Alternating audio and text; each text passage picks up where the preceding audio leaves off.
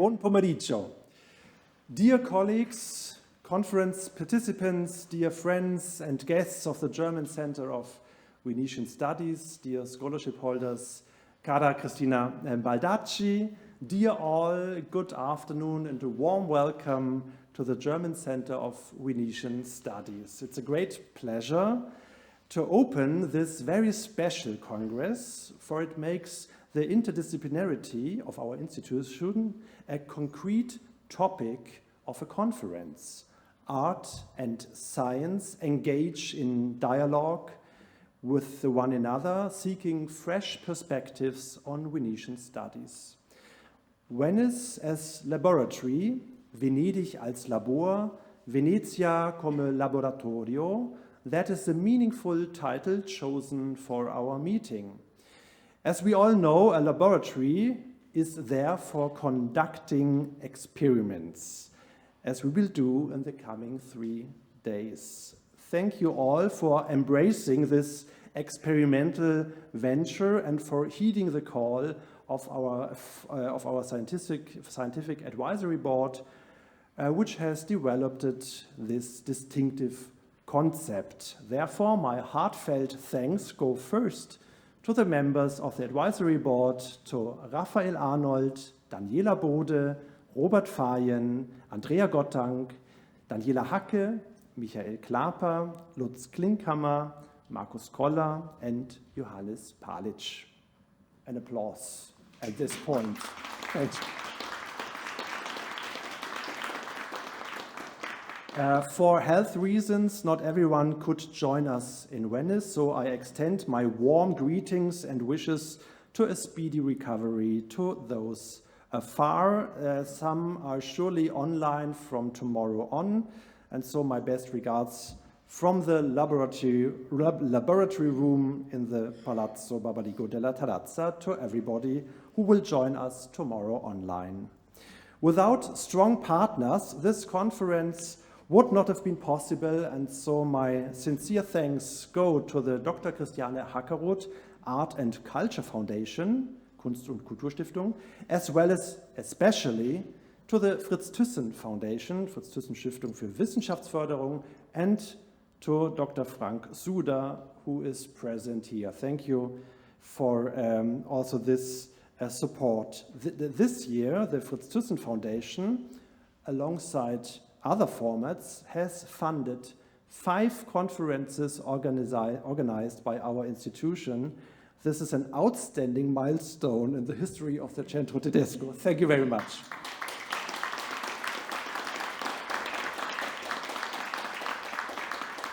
I would like to emphasize that all this is a logical consequence of being a vibrant site for encounter and discussion among art and science that regard Venice as a reflective surface, come un rispecchiamento, als eine Widerspiegelung for new research and artistic perspectives and the quest for knowledge. With that spirit, I wish the experiment many positive results and, let's say, new blends for future engagement with the lagoon. And now I would like to hand over the floor to the president of our association, Barbara Kuhn. Thank you very much.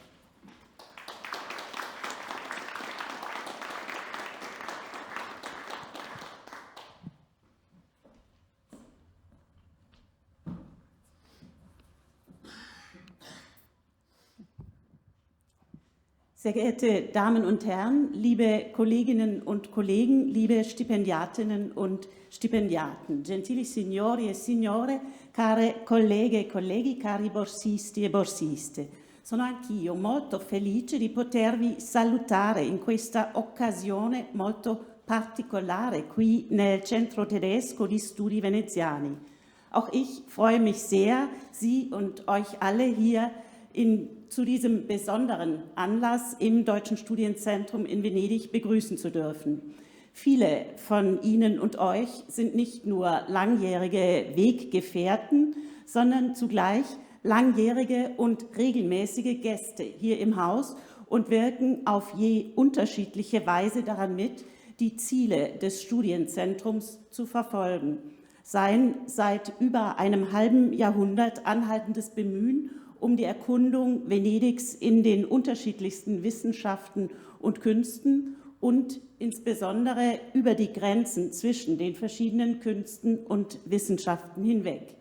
Molti di voi sono non solo compagni di strada da tanti anni, ma soprattutto ospiti di questo palazzo da altrettanti anni e contribuite in modi diversi a realizzare gli obiettivi del Centro Studi. Da più di mezzo secolo ormai il Centro si impegna a studiare la città di Venezia attraverso le più diverse discipline e arti e innanzitutto superando le frontiere tra queste arti e queste discipline eterogenee. Ho detto occasione particolare, e particolare lo è in primo luogo perché si tratta di un'iniziativa e un'idea sviluppata negli ultimi anni dal Comitato Scientifico del Centro Tedesco, un'idea che qui in questi giorni si konkretizza e si realizza. Besonders ist dieser Anlass vor allem deshalb, weil es sich um eine in den vergangenen Jahren gewachsene Idee und Initiative des Wissenschaftlichen Beirats des Deutschen Studienzentrums handelt, die hier sozusagen zur Vollendung gebracht wird. Um die Idee, aktuelle Themen und Formen der Auseinandersetzung mit Venedig im Zeichen der Interdisziplinarität quasi zu bündeln und dabei gleichzeitig, wie der schöne Titel der Tagung signalisiert, zu fragen, wie und worin Venedig als Labor fungieren kann, auch über Venedig hinaus. Denn vielleicht kann die Stadt paradoxerweise gerade deshalb als ein vieldimensionaler Experimentierraum fungieren, weil Venedig so anders ist, dass in Venedig alles anders ist. Alles wie sonst nirgendwo, wie vor einigen Jahren Manfred Schuller einen Vortrag zur historischen Bauforschung überschrieben hat. Si tratta dell'idea di riunire temi e forme del discorso su Venezia nel segno dell'interdisciplinarità e al tempo stesso di chiedersi come e in che senso Venezia possa fungere da laboratorio, secondo il bel titolo del convegno, anche oltre Venezia stessa. Forse può fungere da un tale pluridimensionale spazio sperimentale proprio perché Venezia è così diversa che qui tutto è diverso, tutto è come da nessuna parte altrove, secondo il titolo che Manfred Schulz alcuni anni fa ha scelto per una sua conferenza sulla ricerca storica delle costruzioni architettoniche. È proprio in questo come da nessuna parte che viviamo sempre di nuovo quando veniamo in questa città così particolare, anche e forse soprattutto se ci torniamo spesso. Ma oggi e nei prossimi giorni vi interrogherete in un modo anche lui nuovo e molto speciale, come certamente Robert Fajen, l'attuale presidente del Comitato Scientifico, ci spiegherà subito. Eben dieses wie sonst nirgendwo erleben wir alle immer wieder, wenn wir in diese so besondere Stadt kommen, auch und vielleicht vor allem, wenn wir oft hierher zurückkommen. Aber heute und in den kommenden Tagen werdet ihr dem in einer wiederum besonderen und neuen Weise nachgehen, wie sicher Robert Fajen, der derzeitige Vorsitzende des Wissenschaftlichen Beirats, uns gleich erläutern wird. Vorher aber möchte ich auch im Namen meiner beiden Vorstandskollegen, die leider heute nicht hier sein können, Ihnen und euch allen herzlich danken. Prima però vorrei, anche a nome dei miei colleghi della Presidenza del Centro che purtroppo non possono essere qui, ringraziarvi di cuore. Prima di tutto il Comitato Scientifico che ha dato impulso all'iniziativa e sviluppato tutto il programma del convegno. Zunächst dem Wissenschaftlichen Beirat, der diese Initiative ergriffen und das Konzept der Tagung entwickelt hat, aber auch allen Vortragenden, die uns bis Mittwoch Einblicke in ihr wissenschaftliches und künstlerisches Schaffen bezogen auf Venedig als Labor geben werden und mit denen wir über die aufgeworfenen Fragen und die Ideen dazu diskutieren werden. Ringrazio tutti i relatori e le relatrici che fino a mercoledì ci offriranno uno sguardo sul loro lavoro scientifico e artistico per quanto riguarda Venezia come laboratorio e con cui discuteremo sulle domande aperte e le idee da loro proposte. Ringrazio anche cordialmente la Fondazione Dr. Christiane Hackerodt, nonché la Fondazione Fritz Thyssen, il cui sostegno contribuisce in modo sostanziale all'esito positivo di questo esperimento. Danke der Dr. Christiane Hackerodt Kunst- und Kulturstiftung sowie der Fritz Thyssen Stiftung und namentlich Herrn Dr. Suda, der extra zur Tagung angereist ist. Ihre Unterstützung trägt wie immer wesentlich zum Gelingen dieses ambitionierten Projekts bei. Und last but not least danke ich auch dir, Richard, und dem ganzen Team Venezia, das im Vorfeld und während der Tagung das Laboratorio tatkräftig unterstützt. Naturalmente ringrazio anche di cuore te, Richard, e tutto il team Venezia per il sostegno a questo convegno impegnativo già nei mesi passati e anche adesso durante queste 3 giornate. Sono molto lieta e curiosa di ascoltare le relazioni e le discussioni e adesso di sentire la tua Introduzione thematica. Ich freue mich und bin gespannt auf die Vorträge und Diskussionen und zuallererst auf deine Einführung in das Thema der Tagung. Lieber Robert, du hast das Wort.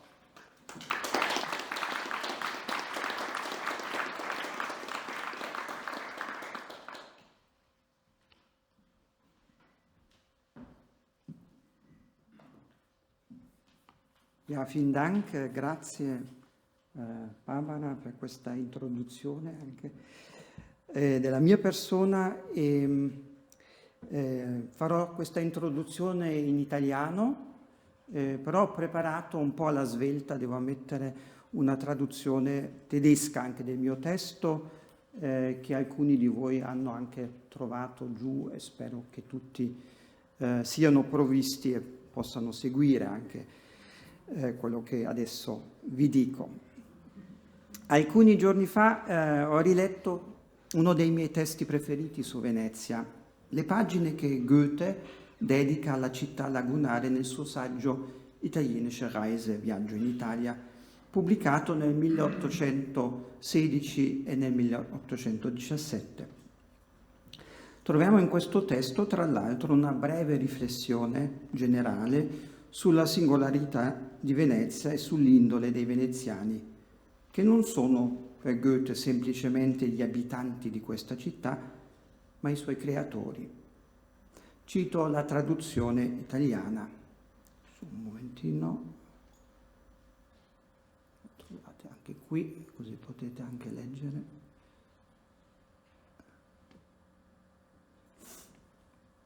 Questa stirpe, con questa parola Goethe intende l'intero popolo veneziano, non si rifugiò mica per divertimento su queste isole.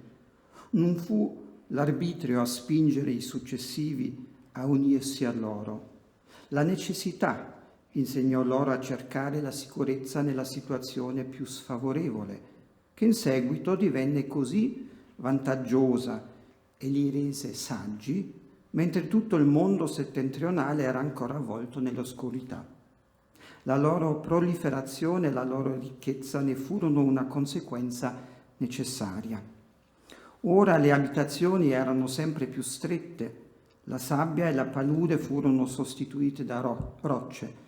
Le loro case cercavano l'aria come alberi che stanno vicini, dovevano cercare di guadagnare in altezza ciò che perdevano in larghezza.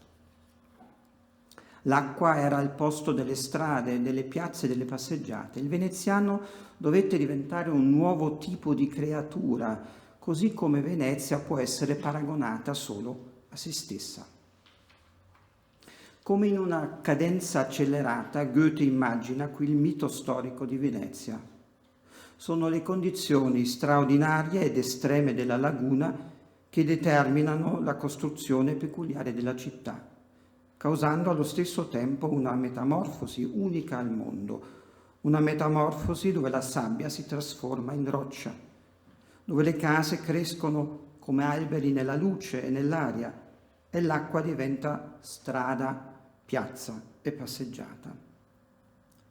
Le metafore che Goethe usa sono morfologiche e tendono perciò a suggerire dei processi quasi naturali, ossia sviluppi organici, una specie di autopoiesi urbana, ma è importante vedere che tutta la riflessione si apre e si chiude con osservazioni che riguardano i costruttori, ma anche le creature di questo miracolo urbano, i veneziani.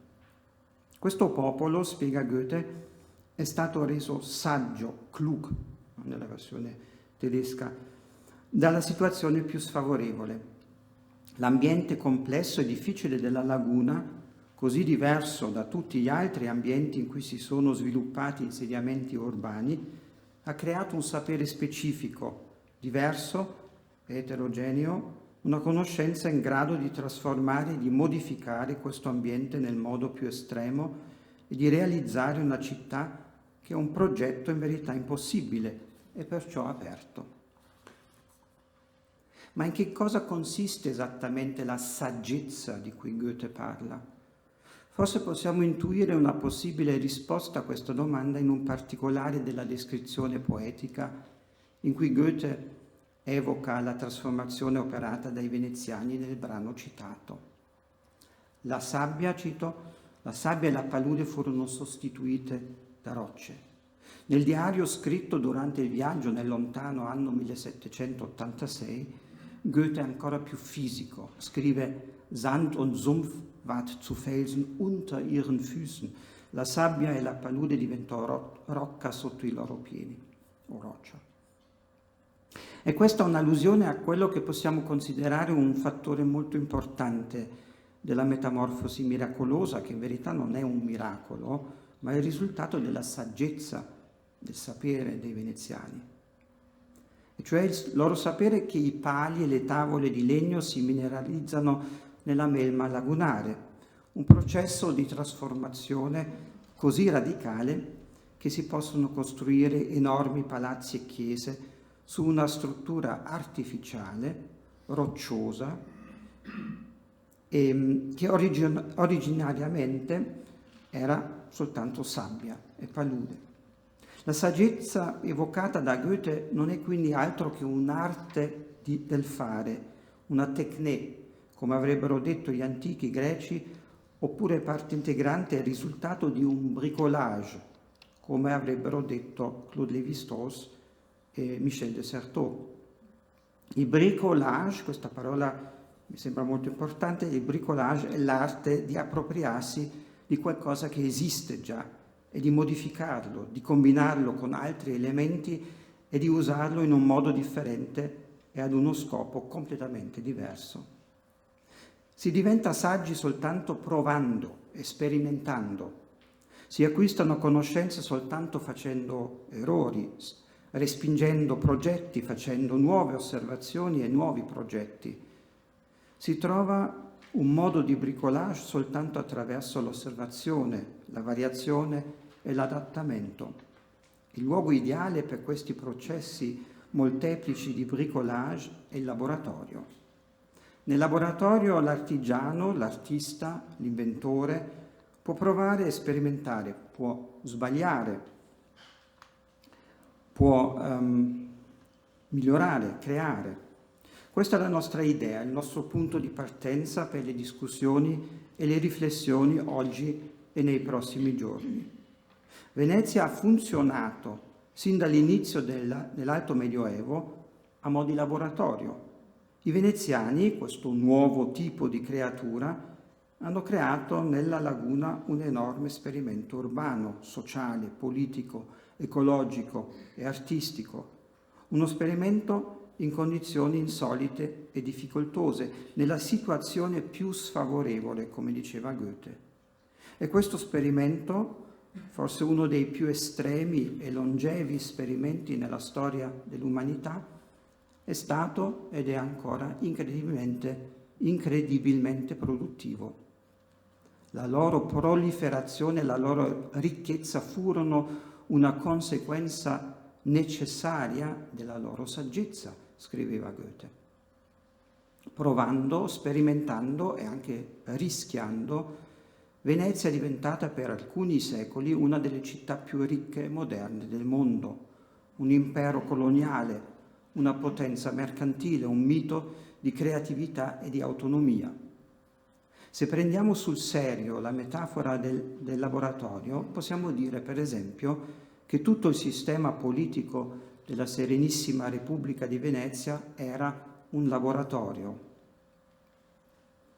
Era un laboratorio assai complesso di processi politici, un bricolage continuo, con sempre nuovi adattamenti e diversificazioni, che servivano ad appianare contrasti e a impedire la concentrazione del potere su singoli individui e che allo stesso tempo garantiva il funzionamento di una città e di uno Stato paragonabili solo a se stessi.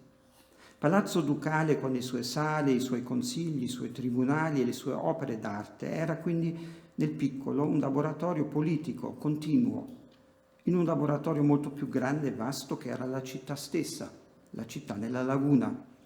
E la laguna poi era un ecosistema da adattare ai bisogni della città, un ecosistema da modificare, da manipolare, cercando sempre un equilibrio tra distruzione e manutenzione, compito di cui si occupavano i 10 savi, ossia il magistrato delle acque. Devo dire che io personalmente sono sempre stato molto affascinato dalla spinosa questione dell'acqua potabile a Venezia, spinosa nei secoli prima che la città fosse attaccata a un acquedotto nell'Ottocento, perché anche qui il punto di partenza è quello di un'impossibilità.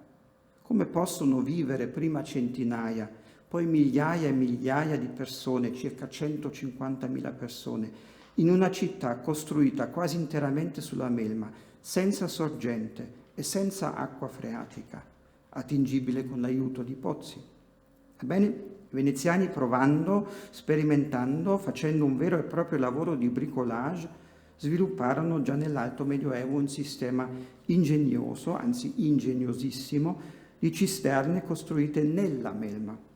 E se non pioveva e l'acqua mancava, la Corporazione degli Acquaioli, fondata nel 1384, provvedeva ad alimentare le cisterne con acqua dolce che veniva trasportata in grandi barconi cisterne dalla terraferma. Nella città costruita sull'acqua, dunque, nessuno doveva morire di sete durante la siccità.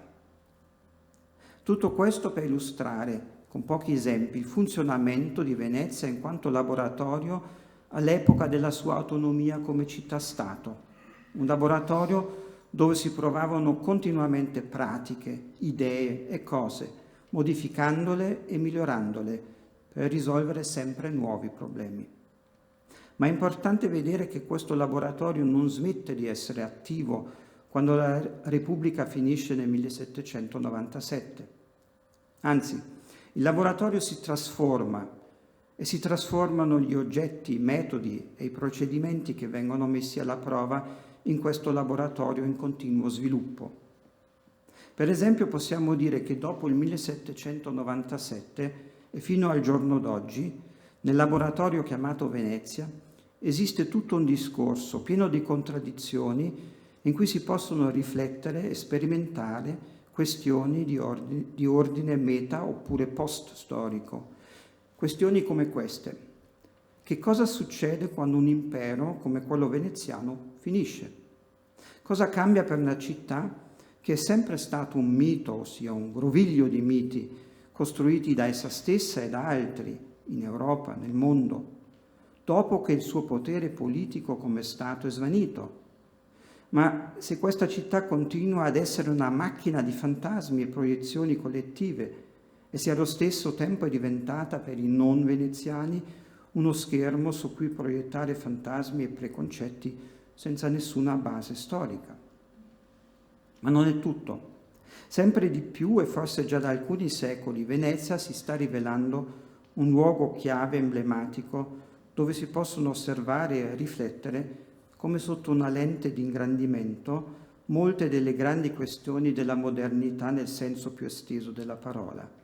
Questioni di migrazione, di turismo, di mobilità, di lavoro, di convivenza tra diverse culture e naturalmente anche questioni ecocritiche che riguardano il cambiamento del clima, la laguna che sin dai lontani inizi è sempre stata un ambiente modificato dall'uomo.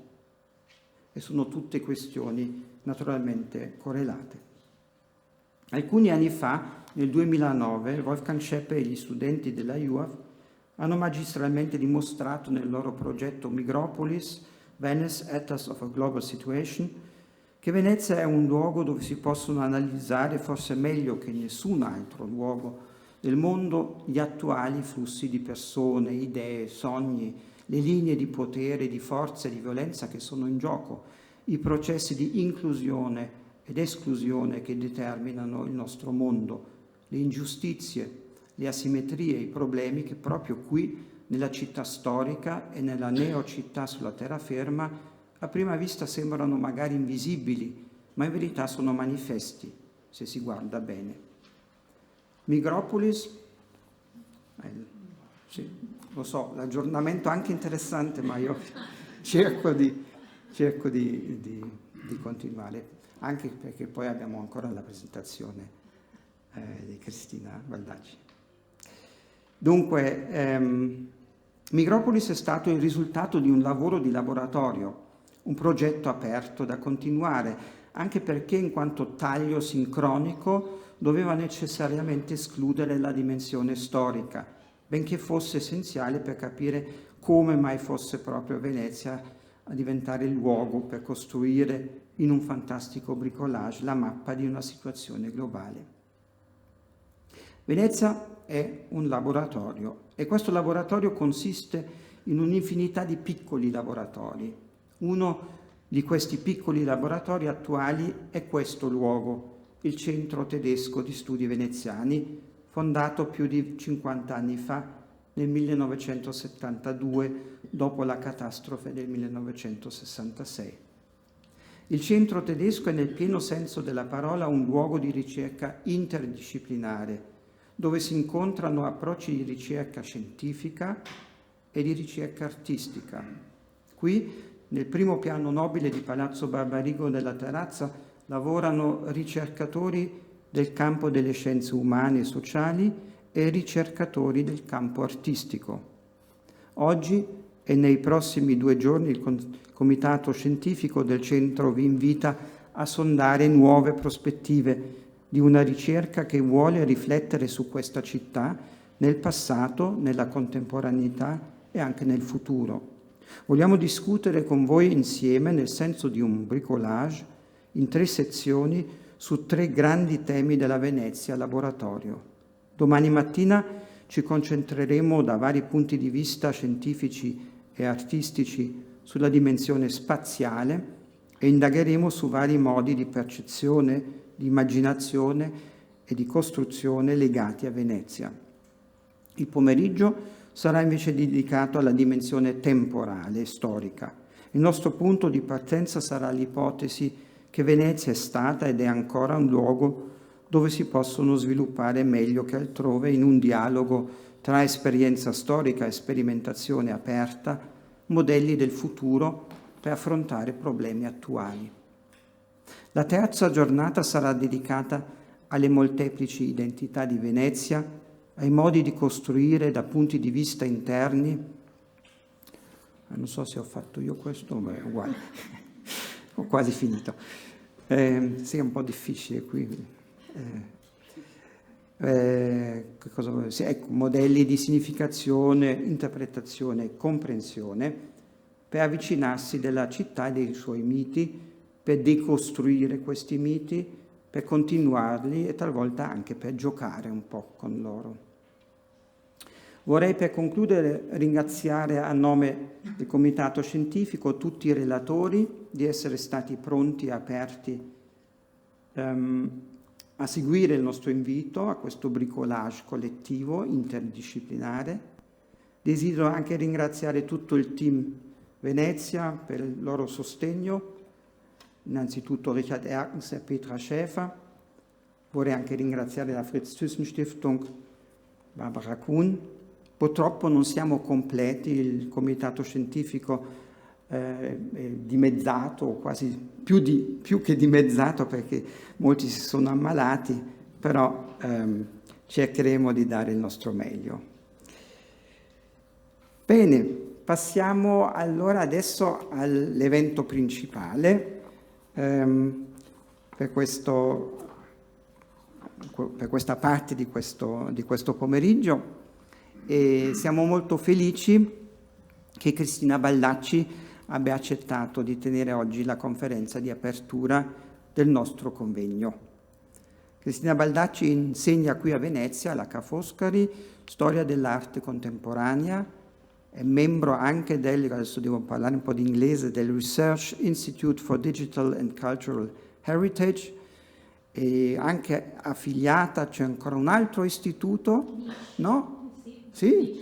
The New Institute Centro for, o forse è quello il successore, questo non l'avevo forse capito bene, dunque un centro di Environmental Humanities, dove coordina il gruppo di ricerca Ecological Art Practices e la serie Art Ecologies. Molti di noi conosceranno il bel libro Venice and the Anthropocene, che Cristina Baldacci ha curato insieme a Shaul Bassi, Lucio De Capitani e Pietro Modeo nel 2023 per la giovanissima casa editrice Wetlands, un progetto che secondo me è molto importante, sia il libro che la casa editrice, per le questioni di cui ci vogliamo occupare. L'anno scorso è uscita per i tipi di giunti una monografia di Cristina Baldacci su Gerhard Richter, e quest'anno ha curato insieme a Christina Heinzle e Adrian Praschel-Bichler un libro di cui parleremo senz'altro anche ancora oggi e nei prossimi giorni, Venice, an Archipelago of Art and Ecologies, uscito pochi mesi fa in Germania presso l'editore Transkript. Oggi Cristina parlerà di un tema che certamente farà riferimento anche a questo libro, e parlerà della fragilità e resistenza di un archipelago culturale, l'arte come cura ecologica a Venezia. Grazie.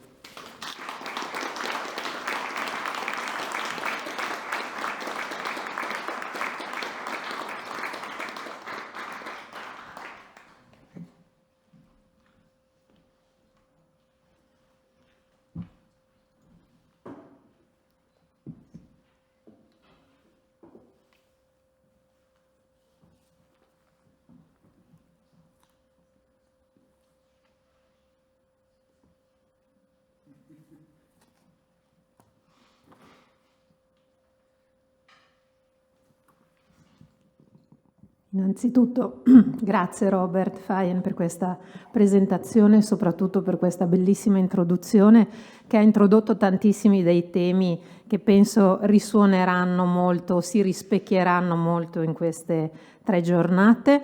Adesso è mio compito passare all'inglese, for a better understanding of everyone. Buon pomeriggio prima di tutto, guten Nachmittag. Good afternoon, and I'm very delighted and honored to open this 3-day conference on Venice as a laboratory, a topic dear to me, which is at the center of my academic research and teaching in the field of contemporary art with a special focus on ecological issues. I would therefore like to express my sincere thanks to the German Center for Venetian Studies, in particular its director, Richard Erkens, its scientific committee, above all Markus Koller and Petra Schäfer, for having me and organizing the event. As you know, my presentation so Robert just told it, is entitled The Fragility and Resistance of a Cultural Archipelago, Art as Ecological Care in Venice, and focuses on Venice as a laboratory, but also, as it is often referred to, as a privileged observatory in our present era, the Anthropocene, by placing artistic practice and research, and therefore the role of the artist, at the core. As a city on the water and part of a lagoon and archipelago that was always been strongly anthropized, this is something that Robert Fajen has already told us, in its environmental, social, and cultural complexity and uniqueness, Venice is today considered an ecosystem that symbolizes and tries to cope with the repercussions of the climate crisis. So in recent years, several publications, so they have already been mentioned, but have been released on the topic, two of which I had the pleasure of co-editing, one with colleagues from Venice, the other with colleagues from Krems. Petra Schäfer and Axel Braun, who will be presenting shortly, also contributed to the latter publication, Venice, an Archipelago of Art and Ecologies, released earlier this year.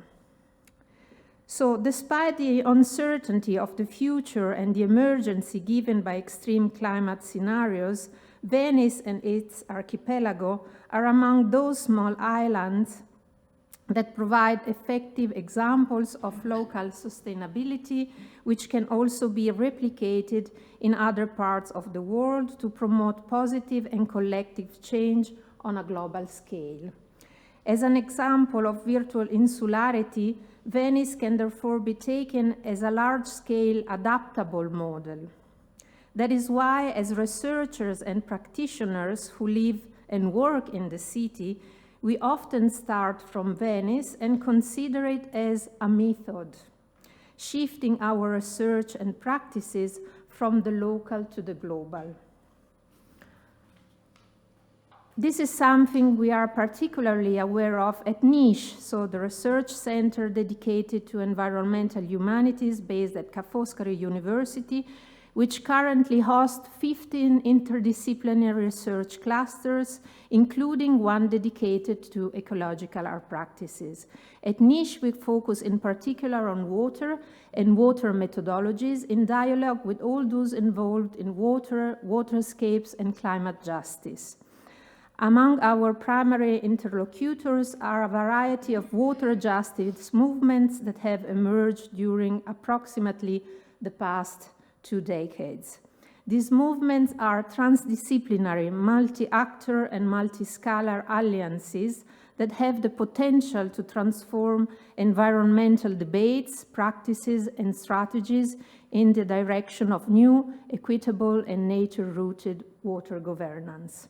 Just to give you an example, Niche recently took part, together with IDRA, an initiative for water network rights, and TBA 21, the Thyssen-Bornemisza Art Contemporary Foundation, in the drafting of the Declaration of the Rights of the Venice Lagoon. The declaration has already been presented on several public occasions and will be the subject of a publication currently being prepared by the Venetian publisher Wetlands, which was already also mentioned before. It is no coincidence that the biogeographer Sidney Norder sees islands, each with its own local specificity, as microcosms. That is, worlds in miniature where good practices, which are determined by more sustainable relationships between human beings and nature, from energy autonomy and food independence to ecotourism, take root faster than elsewhere. And it is no coincidence that Edouard Glissant, the well-known theorist of archipelagic thought, claims that, I quote, but you can see the quote in the slide, "We can start from a teeny corner of the world, a real place. We can start from this real little place located in an archipelago, a small archipelago of the world, and from there live the life of the world in a global sense." So this is very true for Venice. In his utopian vision, which he believes will eventually be achievable, because utopia for Glissant is something that will arrive or come in the future, Glissant believes that the future lies not with the great powers, but with the little islands, lands, and cities. Venice became an icon of the Anthropocene long before this term entered use in the 2000s, or the dramatic images of its flooding pervaded the global media in November 2019, when the water peaked at 187 centimeters above the mean sea level, submerging more than 70% of the historic center. In the eyes of the world, Venice became part of our heritage that must be safeguarded as early as 1966. During the exceptional and uncontrollable phenomenon of the first tidewater that threatened the city's survival and led to a profound rethinking of the relationship between the environment, human beings, and works of art. Since then, the rise of the seas with their abnormal waves have generated a sort of subversive movement that demands respect for nature, despite it being humanized. This is how what has been called an early environmentalism was born, animated by different orientations, but focused on the city and its lagoon, understood as the expression of a civilization and a history, rather than on nature itself. In more recent years, alongside the physical defense of the city and its lagoon, primarily through massive hydraulic engineering works that culminated in the construction, as you all know very well, of the Moses system of mobile dikes, a less interventionist attitude, more sensitive to the rights of nature and to a respectful coexistence between human and non-human, has spread, especially on the initiative of environmental groups, cultural associations, and independent art collectives. In the slide here, you can see the example of Poveglia per Tutti, a grassroots citizen movement born in 2014 to take care of the island of Poveglia and to keep it public and accessible to everyone. The images are part of La Laguna Resiste, a photographic project by Joe Hubben that documents, he's a British photographer, but he's living now in Venice, that documents his series of photographs, this special photographic project documents various Venetian communities resisting the effects of mass tourism. The preservation of the museum city, which responds to a model of development based on tourism, perpetuating the two-faced image of the mausoleum and a playground of memory, cannot, or at least should not, fail to take into account the needs and changes required by the living city. The heart of this city is currently home to less than 50,000 residents, a number that has been in constant decline for decades and that seems insignificant, especially when you consider that every year the city is invaded by something like 30 million visitors. But Venice is also home to a growing number of commuters from the mainland as well as others who, for different reasons, principally work and study, live in Venice on a daily or periodic basis, even though they're not officially based here. Imagining and practicing possible alternatives to the stereotypical reality of a Venice agonizing under the waves of the ever higher water, unstoppable depopulation, and excessive mass tourism, so these are the three major causes of fragility for the city and its lagoon, is a necessity form of resistance. For those trying to regenerate and not only preserve both its environmental and its socio-cultural biodiversity. In this context, I'm taking up the political philosophical interpretation of the concept of resistance derived from Jean-François Lyotard.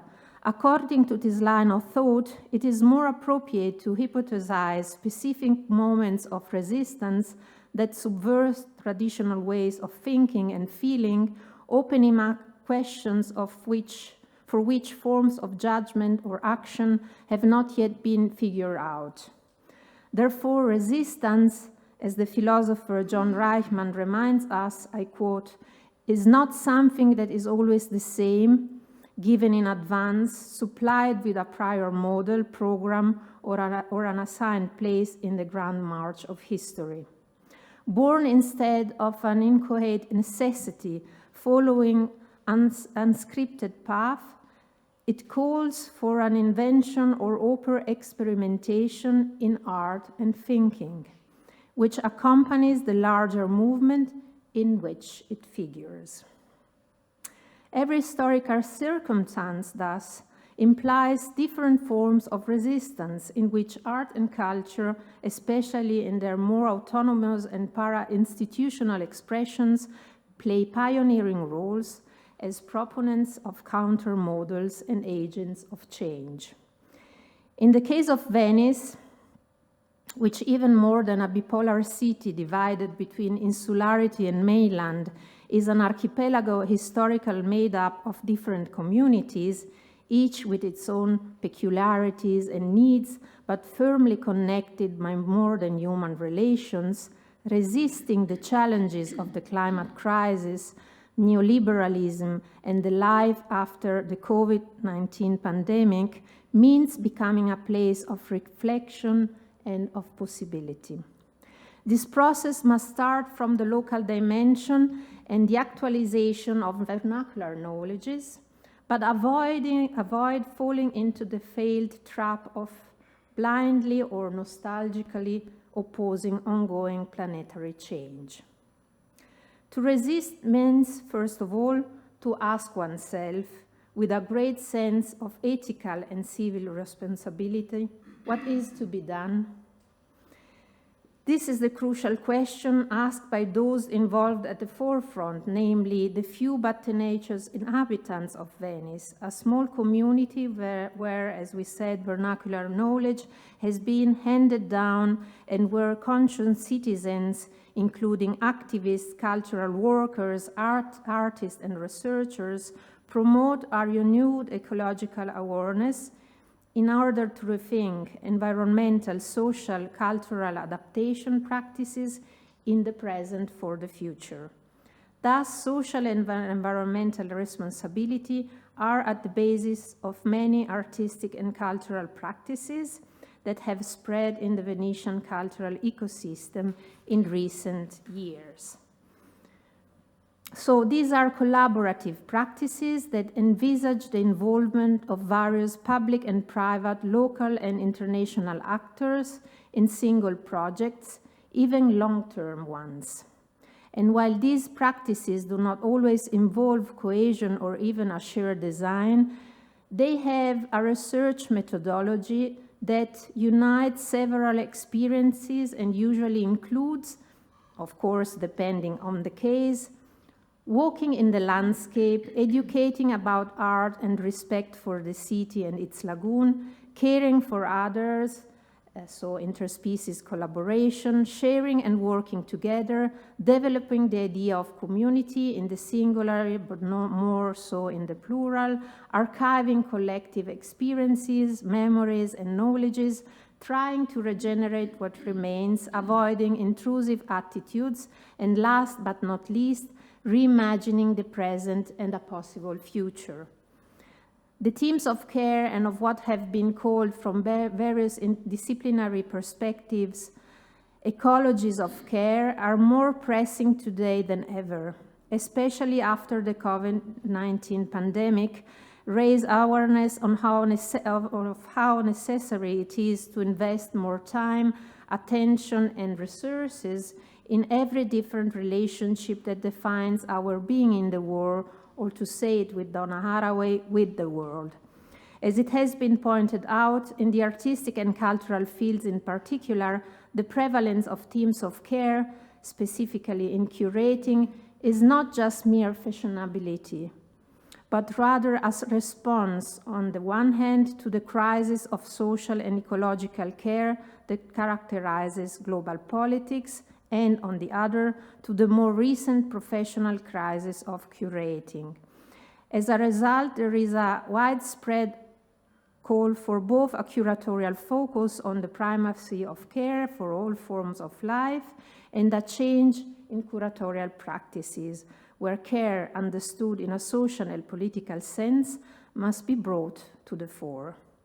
To initiate and make this change effective by turning curating into an ethical and political set of practices able to contrast the still widespread capitalist, colonialist, racist, and sexist attitudes, care must be elected as method.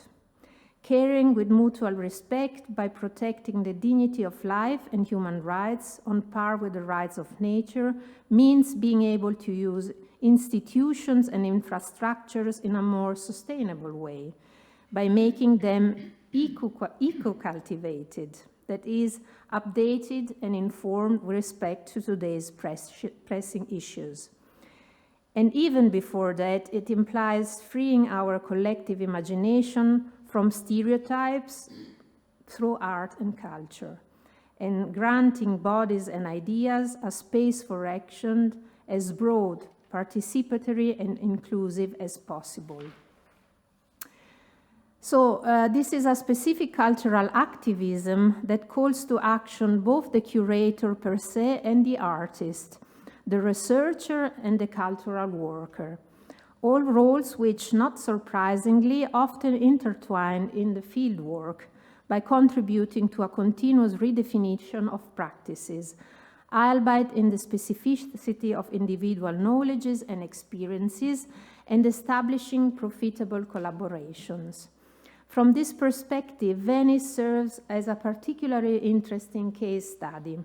Numerous artistic and cultural projects focus on care, awareness, and empowerment towards local environmental concerns, experiences that are also widespread among islands and cities on water on a global level, have taken root in Venice, promoting more responsible interactions with the environment.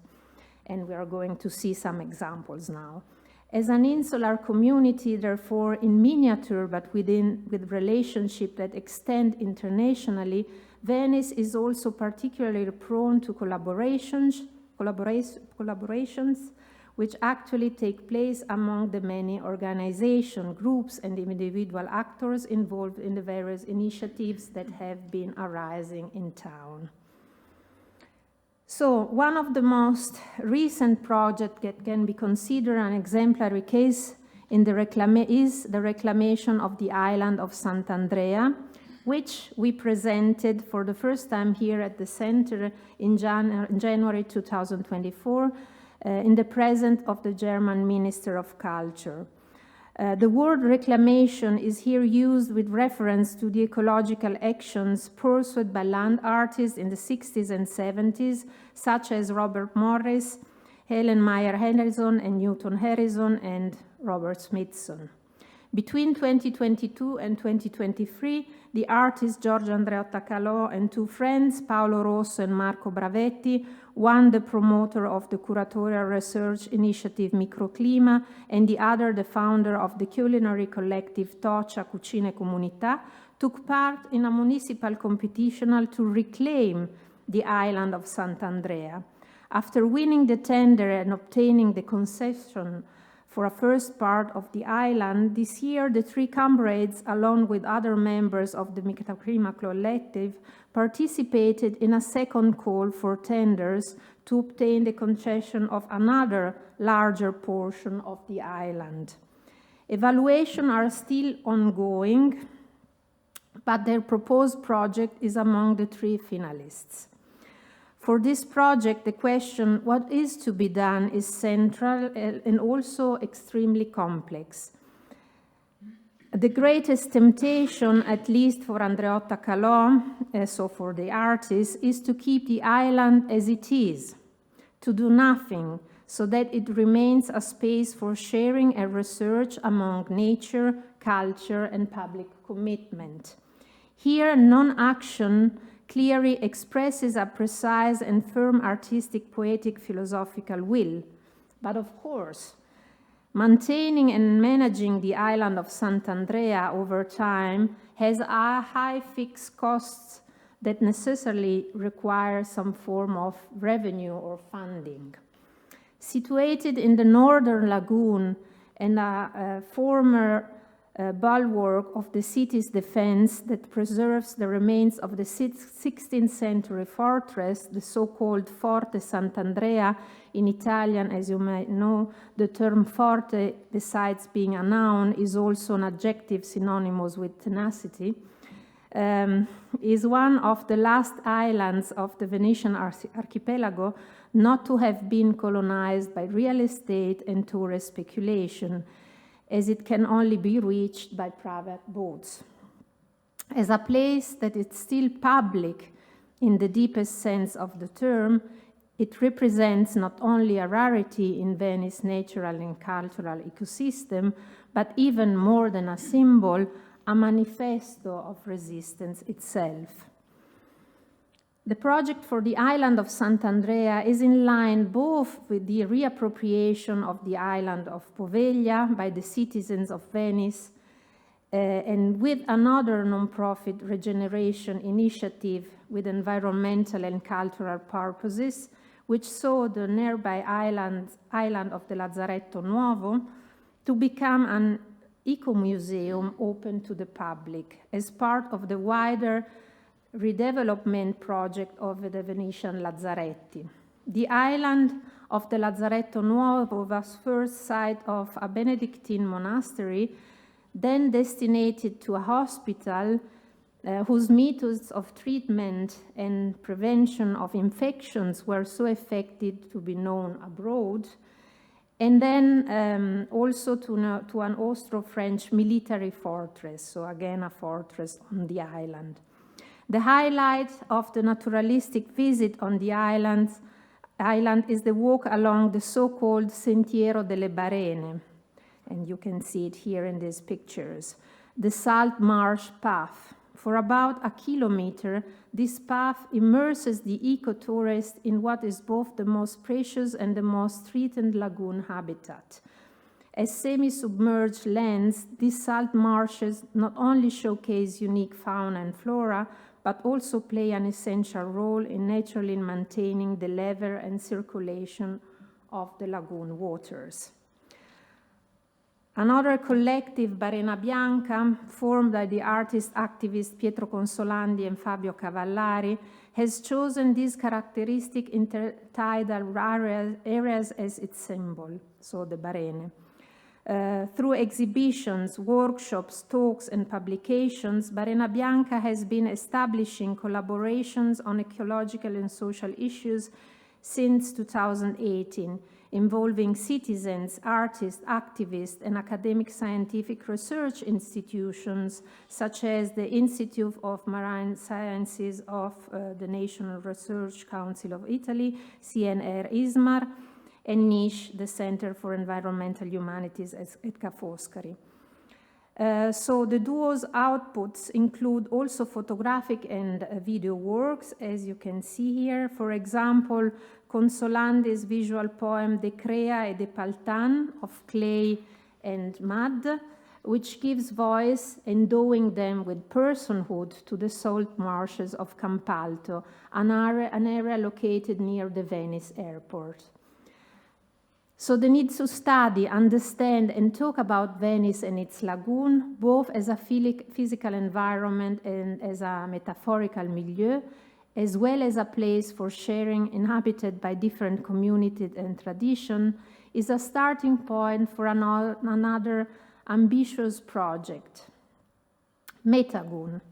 This is a digital open archive initiated in 2015 by the artist Matteo Stocco, that on a daily basis collects information through direct observation and testimonies, which are partly oral, so interviews, and partly visual, photographs and videos, in an attempt to physically and conceptually map the Venetian ecosystem by identifying its uniqueness, secrets, fragility, and urgencies. As such, it is a shared knowledge tool which, following the description on its website, comprises high and low knowledges held by, I quote, scientists engaged in research, university professors working on projects to protect the ecosystem, local inhabitants going about daily activities closely linked to the aquatic environment, and pilots of boats, both large and small. So let's say a community and interdisciplinary work in itself. This self-reflective attitude, which is highlighted by the titles portmanteau between meta and lagoon, is essential to understand how to take care of Venice, learning from the long experience of its inhabitants and from the monitoring of the changes produced more and more by the climate crisis. These are transformations that primarily impact the fauna and flora of the lagoon and consequently have repercussions on eating habits as well. So the gastronomic collective Tocha, which I already mentioned, focuses its study on the altered food needs arising from the climate emergency. Its name derives from the vernacular word tocho, namely a sauce comparable to a kind of compost that is produced and preserved as a common good. Tocho, and therefore Tocha, become synonymous with care and sharing. The founder of Tocha, Marco Bravetti, invites the community to follow a more sustainable and conscious diet. So Tocha's philosophy extends from the selection of raw materials, where utilizing waste, nothing is discarded, and invasive species like the blue crab is encouraged, to the methods of preparation, among which fermentation stands as one of the most employed practices. So Bravetti describes his cuisine as an interdisciplinary and essentially humanistic practice. As a nomad activist, he navigates the lagoon, as you can see from these pictures, not alone, and he unveils it to his followers through both sight and taste. The eco-gastronomic walks he organizes with intimate groups serve dual purposes. They are opportunities for learning to identify edible species not facing extinction, and they are moments for social interaction as well. This is further evidenced by the traveling banquets he arranges, either autonomously or in partnership with local organizations and institutions. Walking as a reenactment, so as an action that is always the same but also always different in relation to both the environment in which it takes place and the psychophysical state of the person who performs it, and more specifically as a crossing and a reappropriation of the landscape, which establishes a close connection between man and nature, is a shared practice in the Venetian lagoon. To give another example, walking is also at the core of the artistic practice of the aforementioned George Andreotta Calò. Andreotta Calò situates himself within a very long tradition that spans from the 18th century painters and illustrators of the Grand Tour to the intrepid explorers of the 19th century naturalistic and ethnographic expeditions. This tradition culminates in contemporary artists, most notably conceptual and land artists, attuned to environmental issues, who have elevated the practice of walking to an art form. As a philosophy, cultural practice, and form of healing, walking has a far-reaching and interdisciplinary tradition, both Western and non-Western, which touches on numerous domains, including religion, anthropology, geography, sociology, sport, and literature. In the last years, walking has been studied from a more specifically ecological perspective, which has highlighted its agency as an embodied encounter with and in nature. Walking is synonymous with a passage through a landscape, an action which is both physical and mental. Walking as a passage through is well suited to the thought and practice of Andreotta Calò, who among his most recent actions includes Lacuna, and here you can see a photograph from this taken during this action, a solitary journey around the entire perimeter, a distance of 270 kilometers of the Venetian lagoon. The Latin word that he chose as title, lacuna, refers by assonance to the term laguna, which in Italian stands, as you know, for laguna, and is etymologically synonymous with emptiness.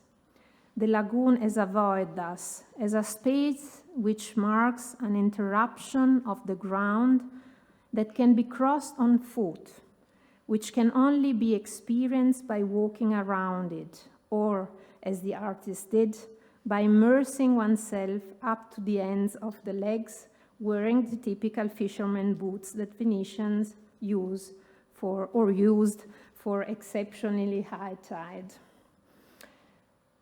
So, to the solo experience, a month later, the artist also associated a shorter group walk, this one, walking a wavy line, on the stretch of coast where the water of the lagoon joins the Adriatic Sea.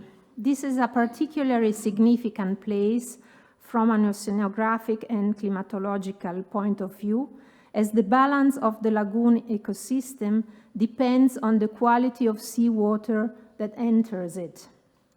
Sharing with others is certainly not only an integral part of Andreotta Calò's work. His group walk was organized by the organization that commissioned Lacuna, the TBA 21 Academy,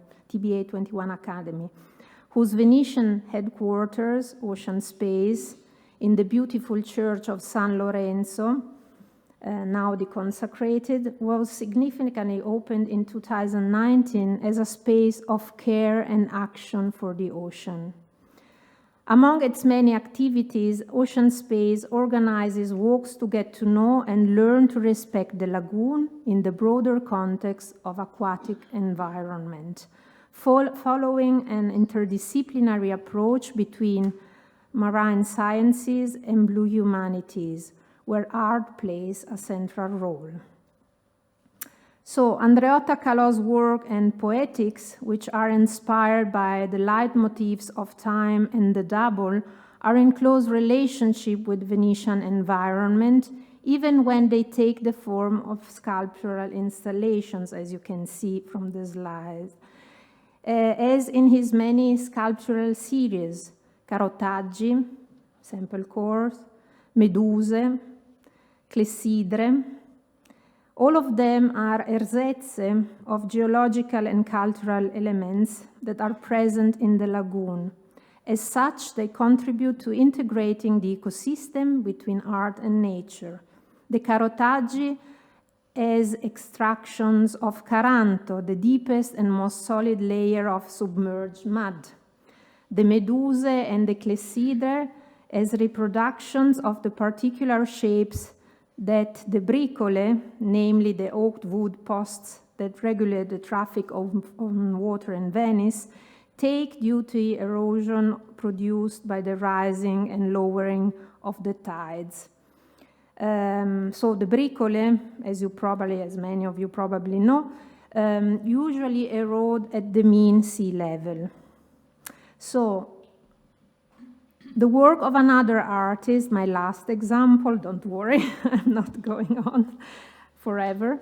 So Maria Morganti, who lives in Venice and is actively involved in the city's cultural and social life too, is also deeply connected to the lagoon environment. As a sedimentation of matter and time, mud is at the basis of her work as a painter. For Morganti, mud becomes a metaphor for painting, or rather, for a non-color that in reality contains all the color she uses. So the substance that accumulates on the bottom of the lagoon is like the one that gathers on the bottom of my paintbrush's drip catcher, she explains. Matter made up of waste from what remains of experience is formed over time and leaves traces of its passage. A passage that is marked in different moments, from the paintbrush's drip catcher, the place where the memory of painting sediments. The mud color is poured into a cylindrical container of 500 millimeters and placed in direct relationship with the mud of the lagoon, as you can see, which is collected in a twin transparent container as well. Along with mud, tides are also at the core of Morganti's work. Another aspect that makes it intimately linked to the Venetian environment and time, understood in the sense of meteorological time and time of one's life. Every day, as a first gesture, the artist takes her camera and positions herself always in the same spot on the fondamenta. This is how the walking bank along a canal is called, in front of her studio, between Campo dei Gesuiti and Campo dei Sant'Apostoli, and she takes a picture.